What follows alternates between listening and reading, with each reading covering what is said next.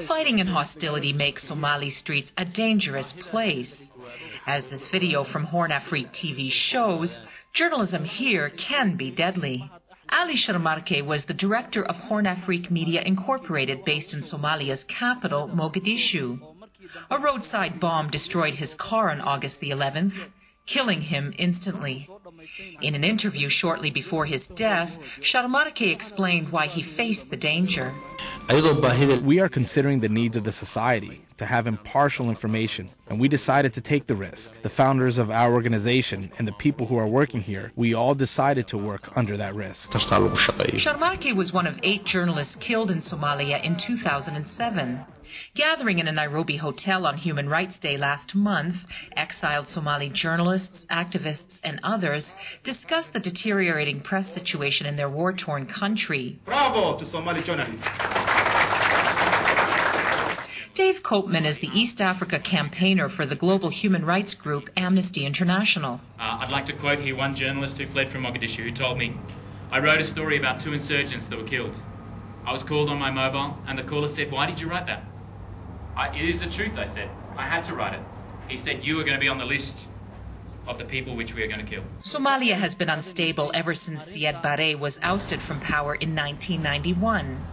Fighting has intensified as Ethiopian troops supporting Somalia's transitional federal government battle with remnants of the force they ousted in 2006, the Islamic Courts Union.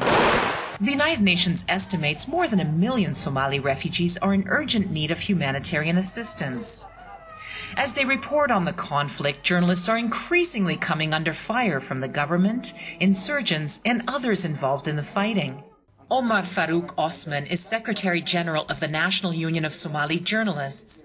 He says simply reporting on the conflict is dangerous. If you want to present the problem is the public is facing, if you wanted to interview different opposing groups, then all these issues are very sensitive issues. And if you try to report, then the journalist is ready to face risks. Somali ambassador to Kenya, Mohammed Ali Noor, denies that his government has threatened, arrested, and beaten journalists who file critical reports. The government, is doing its best to safeguard the journalists. We believe in freedom. We believe in free journalism.